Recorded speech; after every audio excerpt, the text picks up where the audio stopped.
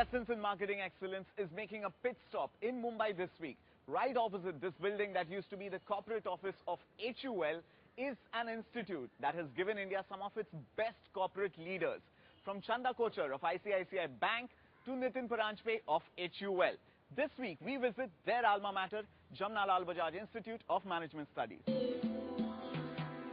It's no wonder that this institute is also called the CEO Factory. The JBIMS alumni is actively involved in the institute even today, from devoting time to special lectures to upgrading infrastructure like classrooms. It was ranked 9th in the DNA B School report this year and consistently features in the top 10. Last year's average placement was close to 13 lakh rupees per annum. A lot of corporate India bigwigs have a soft spot for JBIMS. Well, last year JBIMS finished in the 9th position on Line Season 1. So clearly there's a lot of work cut out for them this year. But first up, on the campus round, the students face a unique case study from a healthcare company, but surprisingly from a perfumes and cosmetics sector. Indians traditionally have consumed far less personal care products than their counterparts in Asia. But that's set to get a huge boost over the next few years. The fragrances sector itself, now close to 500 crore rupees, is expected to grow at 20%. Sniffing this opportunity, Piramal Healthcare is planning to launch its first lifestyle retail product, a range of premium perfumes. This range will include super premium perfumes, perfumes meant for the SEC category, as well as children's perfumes, a market that is yet to be recognized in India. There is no strong Indian brand in the perfume market, and Piramal Healthcare believes that it has the required competencies to break into this segment. We have the capability to develop the best perfumes in the world, and then we also have an OTC marketing, which we sell other over-the-counter brands. So we have the distribution network, we have the marketing skills to design an ad and so on.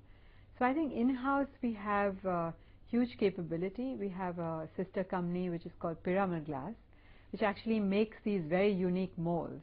So we have something which is unique, which has intellectual property, which has design, which is world-class in its presentation, and we have to figure out how best to market it. So the challenge for JBIMS is to come up with a business plan for the perfume division of Piramal Healthcare, which includes everything from segmentation, positioning, marketing strategy and product portfolio, with insights into the children's perfume category.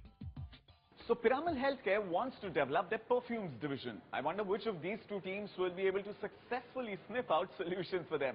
Let's take a look at the two teams from JBIMS. With a tiny campus in South Mumbai, surrounded by corporate offices and many other colleges, the JBIMS students often step out for their daily cup of tea and brainstorming. And this team had to do a lot of it while preparing for this presentation. We didn't know what to do. How can a healthcare brand get into perfumes?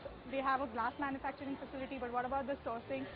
The team name may seem like a tongue twister, but Team Clausewitz-Klick had a reason for it. Clausewitz was a Prussian general who devised war strategies very tactfully. So we thought, why not? We believe in that. A scent was cornily named so because of the perfume case study. George was more of the innovator, the one with the bright ideas, and Nichelle and I mainly did the market research and the industry study, and of course played devil's advocate to George's wild ideas. The marketing batch in JBIMS is only 45 students strong, and these three, who have been close friends, have been planning to team up for Lime for a while now. Last year itself, Lime had created quite a buzz in our institute. And since all three of us are marketing students, we had decided even before the case was uploaded that we would participate as a team. Right, so we're going to have a lot of serious Gyan, management fundas and presentations coming up. But before that, we thought we'll sit with both the teams, have a little bit of fun. I'm going to give them some acronyms which they have to flesh out. You guys ready? Yes. All right, so the first one is radar. Radio detection and ranging. Fantastic! Congratulations, that is the correct one. AM and PM. Acha, bol. Anti-meridian and post-meridian. Fantastic, that is the correct answer. It's 1-all. Whoever gets the last abbreviation clearly wins this and goes and presents first in front of the jury. Are you guys ready? And your last word is a little tough one. Laser. All right. Light amplification by stimulated emission of radiation. Whoa! Brilliant! It's time for a quick break. Stay with us because after the break, the first team, that is Team Ascent, presents in front of the jury for the Piramal healthcare case study. Being the first presentation does make an impact on the judges, and probably a standard is set against which the second presentation will be compared.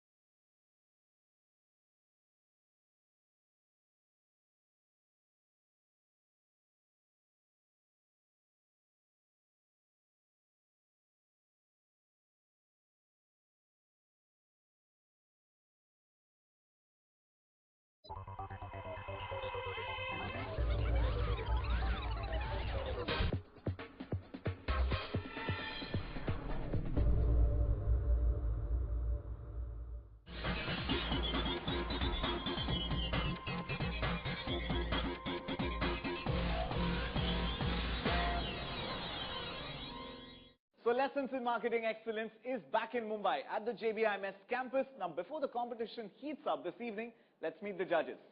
Hi, I'm Kedar from Piramal Healthcare. We are here today to actually look at this case in much more detail and looking at solutions from the JBIMS group who can help us actually launch a new product in the personal care category. Hi, I'm Anuj Rustagi from HUL. I'm today looking at how these students are able to translate what they have learned in the classroom into a real-life case study. Hi, I'm Anuradha, and today at JBIMS, I'm going to try and look to see what kind of insights the students here have about consumers in India, especially when it comes to the personal care category. All right, we have Team Ascent with us here on stage, and they will be advising Piramal Healthcare on the perfumes division. All the best, team. Our brief was to design a marketing and selling plan for the launch of perfumes catering to the super premium segment, SECA, and the children's segment.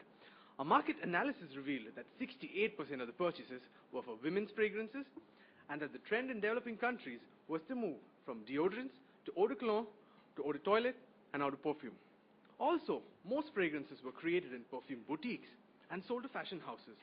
Our market research was mainly through questionnaires for the super premium and SECA segment and focus group discussions for the kids range. Our super premium perfume, Blue Lotus, caters to sophisticated people with high spending power. It will be pitched as an international brand crafted with Indian values. A top perfumer would be commissioned to design an Indian fragrance. The creation process would be publicized and form part of the initial brand story. The fragrance would contain premium Blue Lotus extract. Extensive tachistoscopy would help select a bottle design, and the design bank that Piramal Glass possesses could be used for the same. Moving on to the international launch, we're looking at designer launches, fashion magazine inserts, and running ads featuring the creation story and the perfume designer. Product extensions include a wedding range of perfumes that can even be made to order, while personal care, co-branded spas, and vodka are other options. The underlying product strategy would entail being open to breaking even over a longer period, and long-term strategy to create a strong brand identity. Now, Tiara by Blue Lotus is the SECA fragrance that will be launched a year after the super premium one. It symbolizes young, fashionable women who are trying things that are edgy and ahead of the fashion curve. Design would be by an upcoming fashion designer chosen every year who would design 3 perfumes as well as glass collectibles that would accompany the perfume. Tiara aims to plug the gap in the market for a sub-1,000 perfume. Princess for tweens would have to start by creating category awareness. The target audience are tweens, that is, girls between 8 to 12 years of SEC A and B parents. Princess looks to latch on to the kids' need to imitate their mothers, be fashionable, and yet retain their non-adult identity. It would be hypoallergenic and retailed at major kids' retail chains. Now, moving on to distribution. Blue Lotus looks at outsourcing international distribution while also focusing on internet retailing. Apart from in-flight retailing and duty-free stores, it will be available at 6 exclusive outlets in India. We foresee Blue Lotus becoming a pan-Asian brand like Ise Miyake.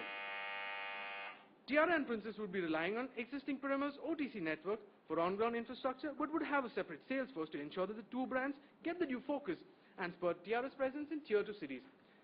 And finally, I'd like to borrow from an old line and end by saying, promise a woman just about anything, but make sure you give her a Blue Lotus.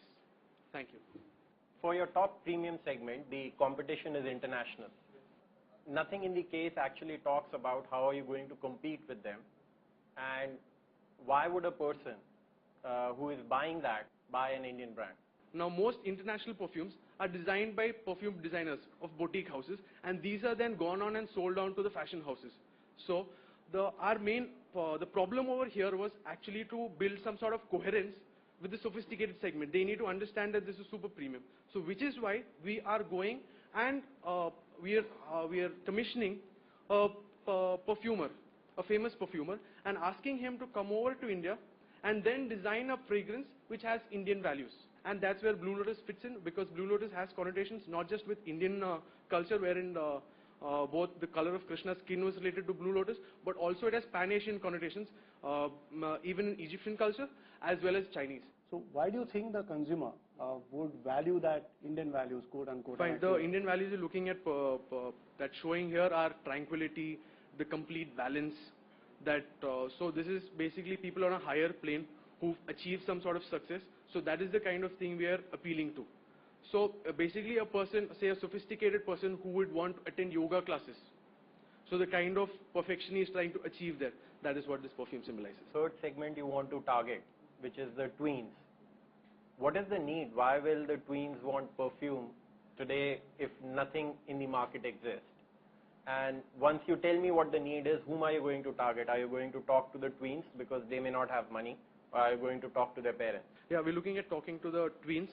The message to the tweens would be that this is the perfume that we have. Go out and get it, and we are counting on their pester power. Just like the way that they go and buy their T-shirts and other clothes, at the same time they would see that perfume and ask their parents, "This is the perfume I want. Please get it for me." So to add to that, the final customer for us is going to be the parents, but the influencers and the consumers are going to be the kids. Why do you recommend that they have a super premium brand? Why don't they just launch Tiara? Tiara would definitely take off, because looking at the price segments, in the sub-1,000 market, there is a definite need. So if you price a perfume at the range of 1,000 and do a lot of promotions during your gifting seasons, during your festive seasons, there is going to be immediate offtake. So at the end of the day, as part of our portfolio, we're looking at Tiara to drive immediate sales, and Blue Lotus to drive long-term sales and build the brand. I have one final question. In your research, what did it throw up about Indians and their use of perfumes? With respect to the findings of our market research, what we found was that for the super premium brand, people were less experimental with brands, but they were more experimental with scents. The scent was the thing of prime importance for the customers. Again, they bought perfumes a lot while traveling and on visits abroad, which is why we thought about the international launch, the launch in the Fashion Week. And also they used separate perfumes for occasions. For the SEC A class, what we saw that they were more experimental with brands.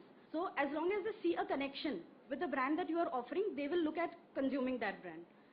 For the kids, what we saw that they were not really brand conscious, but they had an aspirational thing for their mom's perfumes and their mom's cosmetics.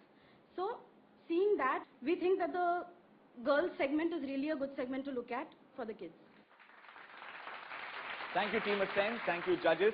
Don't forget to log on to limeonline.in. That is the portal where you can catch all the action from every campus of Lessons in Marketing Excellence Season 2. The judges seemed quite interested in our presentation, and they did have a lot of questioning to check our clarity of thought. But I think we have convinced them pretty well. So I would say that it has gone quite well. It's time for a quick break, but don't go anywhere, because after the break, we'll find out how Team Clausewitz Clique tackles the Piramal Healthcare Perfumes case study. Our core proposition and the feasibility in terms of implementing the project makes us very strong in this competition.